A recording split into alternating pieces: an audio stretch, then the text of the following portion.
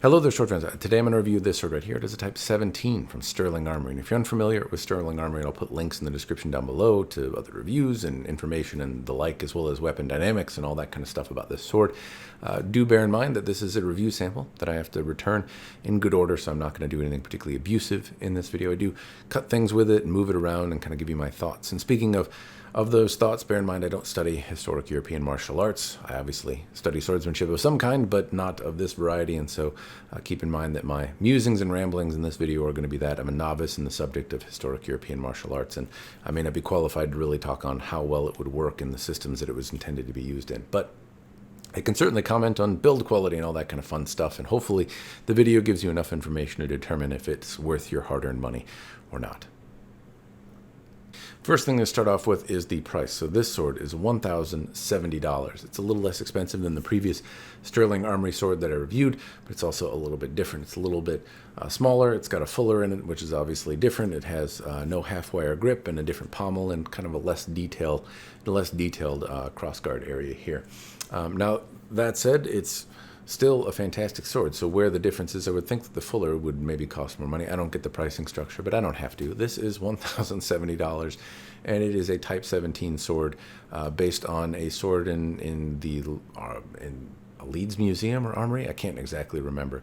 It does have some striking similarity to the Albion Sempak, which I happen to own and have right here, which is based, I guess, on the same sword or a similar sword or similar typology. And so these two are very similar blades, and towards the end of the video I will compare and contrast which one I like more and kind of some of the differences between this sword and the Albion Sempak. Aesthetically, it's funny that I happen to have one with kind of a bluish grip as well, so they are very, very, very similar swords in terms of what I have in hand. I promise that wasn't intentional. Anyway, to start the review, I'm going to begin at the pommel, the end bit right here. And basic gist that I can tell you with the pommel is that it has some depth and dimension to it, and I really, really like the execution on the pommel. It does not feel overbuilt or cumbersome in the hand. It's honestly a bit small, but it feels very easy to grab onto in the hand. There's no ledges or anything like that on it that bite into you, and there's, well, basically it's just, it operates as an easy extension of the handle. I love this style of pommel because I can keep my hands up here if I want, but if I want to use the pommel for leverage, then there's no uncomfortable facets or areas for me to move it around. Now, admittedly, if I grab onto it and really squeeze, the ledges here could kind of push into my hand, but generally speaking, it's really easy for me to like flex my pinky and have it push around. Overall, I just happen to really like this style of pommel. It doesn't have any kind of taper this way, but it does have facets to it kind of all the way around that really make it feel very comfortable in the hand, and you can kind of naturally grip it in such a way that if you want to push your pinky out, it kind of naturally pushes the sword forward. In this one, the peen on here is pretty well done. I don't spot any hammer marks or anything like that, and there's less of a ledge than on the previous example of the sword. If I move up around to the transitions here, one thing I like and kind of forgot to comment on in the previous review is that the edges of these pommels are chamfered in such a way that they don't create a ledge as they meet the grip. Sometimes the grip overlaps and kind of rests over the pommel. In this case, they're butted up next to each other, and that's normally where these irritating ledges that can bite into your skin happen. In this case, they're sanded down, so it both looks elegant and avoids the problem, but there's no lip that overlaps the pommel either. So overall, no schmutz, no yucky bits. I do notice some tool markings and some imperfections in the pommel. Not hammer marks or anything, but grind lines that could maybe have been better finished. For the money, I see those same kind of things in other high-end making swords, so I'm not going to call it a deal breaker, but I do notice some tool marks that I suppose are worth noting. I'm going to move on to the grip. I see risers here, and again, kind of characteristic of Sterling Armory. Not a lot of profile taper in this regard. Some obviously profile taper in this plane. The cord wrap here is something that doesn't look as detailed, I guess as I would say it does in some Albion swords, but at the same time, certainly a good looking grip, and I don't notice the seam at all. I can notice it, I can see it, but I don't feel it with my hands. There's no overlap or anything like that that feels like it's going to catch and loosen over time or cause irritation if you don't use a glove while swinging it around. If I move up, there's no schmutz on the crossguard. Again, very good transition there. And also, grip-wise, just feels good. This is something that I mentioned in the previous Sterling Armory review that I made. The way these index, they naturally just kind of, they're very ergonomic, I guess that's what I'll say.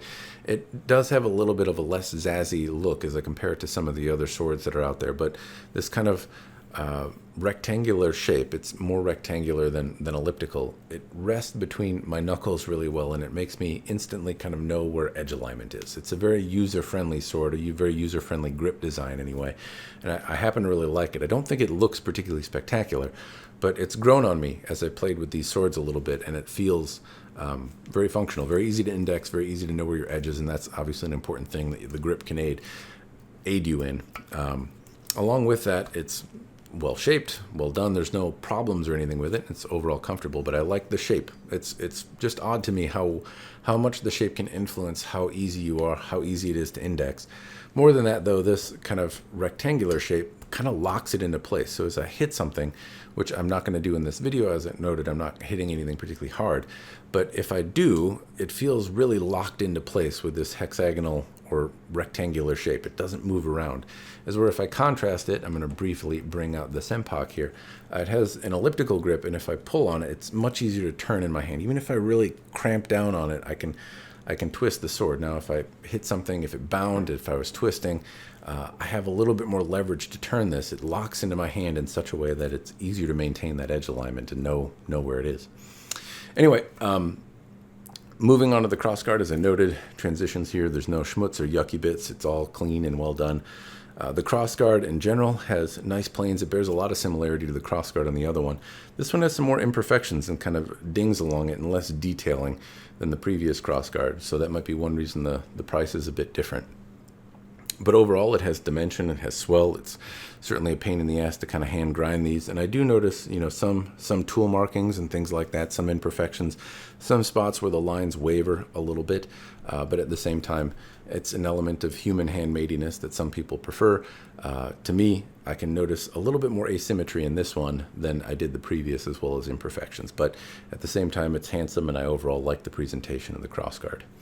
If I move up to the crossguard where it meets the blade, again, very clean transitions here. I don't see a big gap. Again, I think that's aided by the fact that they keep a pretty wide profile towards the ricasso, and I'll talk about that in a moment. But the area where the crossguard meets the grip is exceedingly well done. I don't see a lot of gap.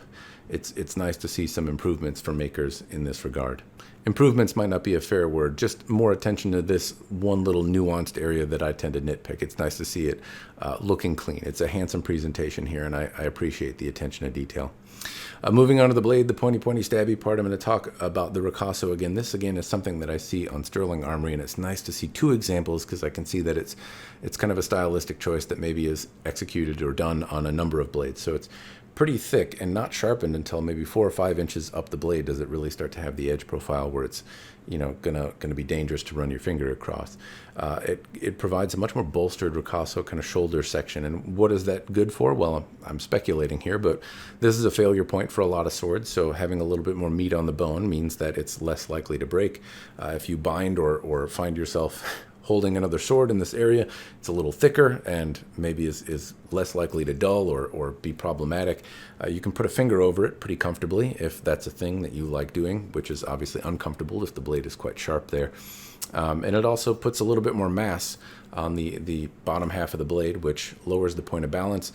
I don't know exactly how much. It can't be an enormous amount, but it certainly changes the distribution of weight just a little bit in such a way that this certainly feels comfortable in the hand.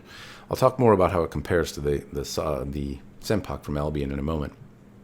Anyway, other features of the blade, it's got a fuller that runs up the blade. They appear to terminate on both sides in approximately the same place. I do notice tool markings and whatnot in the fuller of the blade. This one as well has a lot more ripples than the previous blade that I looked at from Sterling Armory, the previous review that I had. There's a lot more surface ripples here. They're not so significant that I would say they're similar to windlass or something like that, but they're certainly present everywhere in the sword. I can see surface ripples. Again, some people prefer that. It adds an element of, somebody's on here with a grinder taking care of it. It's got a human element to it rather than a machine-made aspect. But to me, I don't like to see them. And so this is a deterrent for me. But again, something that I see on high-end swords pretty frequently. Profile-wise, though, the lines are straight. So as I look at the center ridge, this hexagonal section, this flat that's supposed to run all the way up to the top of the blade, it does that, and the lines, the grind lines, are straight. They run the profile as they're supposed to. There's surface ripples and things like that, obviously, but the lines themselves are straight and clean. The edge profile is sharp. It feels sharp. It popped as well. I'll talk about cutting in a moment. It's sharp in the sense that it cut pool noodles reasonably well, but also did not cut exceedingly well. It's more of a thrust-centric blade, as I understand, but it certainly can cut. I just did not have a whole lot of success with it. I'll talk about that in a moment. In terms of finishing out the kind of look of the blade, it has a very strong taper this way. Distal taper is tough for me to show you, but I'll put measurements in the description down below. As well as that, the blade appears straight. Chris noted that some of the blades came out of heat treat with a warp. I don't see a warp in this one. If it is, it's to his eyes and not mine. Beyond that, again, I can see tool markings. It looks like it has like a satin polish to it, a buff, but some of the tool markings are present in the blade, and they're not coming out with whatever polish has been used or whatever grit belt has been used over it. So I can see some deeper kind of sander marks, especially in the fuller area here. Beyond that, though, if I talk dynamically, this sword is very fun to move around, and I put weapon dynamics in the description down below so you can kind of see, but overall this is just a very lively, fun sword to move around. Now, I don't have the same kind of point control that I do in the previous sword. I feel more connected somewhere further down the blade, which I guess aids a little bit in the cut, but at the same time, its weight distribution makes me feel like I can be rather accurate with the point. Not to the same extent. I don't know that I could feel like I could trim anyone's eyelashes with this, but at the same time, I do feel like I could get the point where I needed it to go. Chop-wise, it feels comfortable. It's got a little bit of flex to it, but at the same time, it's not too much in comparison to other swords of this type. It's pretty narrow, and so overall, for what I'm feeling, it's reasonably rigid for how thin it gets. Anyway, the blade itself is handsome. Hopefully, some of those shots give you some idea of the finish quality to expect here. In terms of moving it around, it's a very lively, fun sword to move. I think it's light and comfortable, and that's especially where it's interesting if I compare it to the Albion Sempak. In terms of dynamics, I actually prefer the Sterling Armory one. The Sempak feels a little bit stouter in the hand. It feels a little bit more tip-heavy, and the grip, well, kind of instinctually, it feels more comfortable right away. The Sterling Armory piece with the kind of rectangular grip locks in. I feel like I have edge alignment, and it feels very secure in my hand. Less comfortable, admittedly, and if I'm doing a lot of twisting or I want it to pivot in my hand, this may be a better option. But the Sterling Armory piece feels locked in such a way where it feels, well, just that, more secure, more locked in.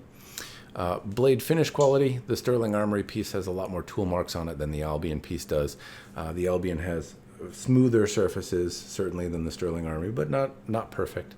The crossguards, the Albion piece is a little more detailed, a little more nuanced, and the pommel, even as well, has kind of more depth to it. It's a little thicker on the Albion, and certainly has more detailing at the base.